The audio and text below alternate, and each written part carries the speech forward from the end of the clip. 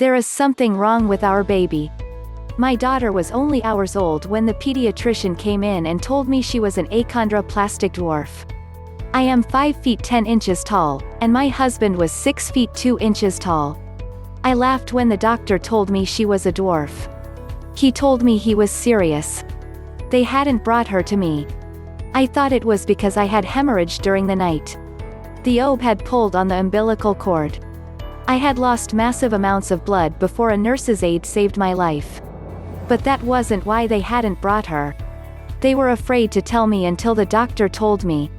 I called my husband and said, "You need to get to the hospital right now. There is something wrong." I hung up the phone. I called the nurse and said I want my baby now.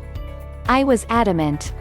They made excuses, but I told them if they didn't bring her I would come get her. So they brought my daughter to me. She was awake. Her eyes were dark, her hair was black and shiny. I held her so close. She smelled like a clean, sweet baby. My tears were of joy holding her.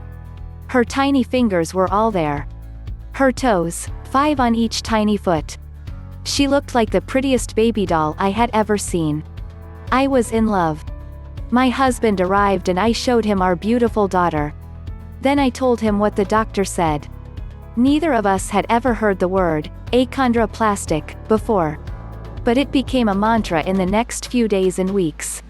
We took her to Houston to the genetics clinic there. The world-famous doctor told us she was truly a dwarf. After the appointment, my husband excused himself to use the restroom. I sat holding my baby. She was 12 days old. The restroom was on another floor. My husband was gone for a long time. Twice one of the genetics people came out to see if we were all right. I was beginning to wonder if Mike had abandoned us. Maybe he wouldn't want me and our baby anymore. But he showed up just as I was planning to call a friend to rescue us. He had washed his face, but he had been crying. He sat down next to us and put his arm around us.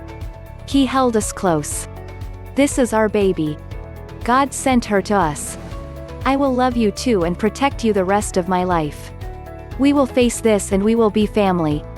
Those were a lot of words for my husband. Mike did love us and protect us till his last breath. Our daughter is now in her 30s. She is short but not in any way handicapped. She runs her part of the world successfully. Mike was proud of her. I am proud of her. She is proud of herself. "Nothing a stepladder cannot solve," she says to people who ask about her condition.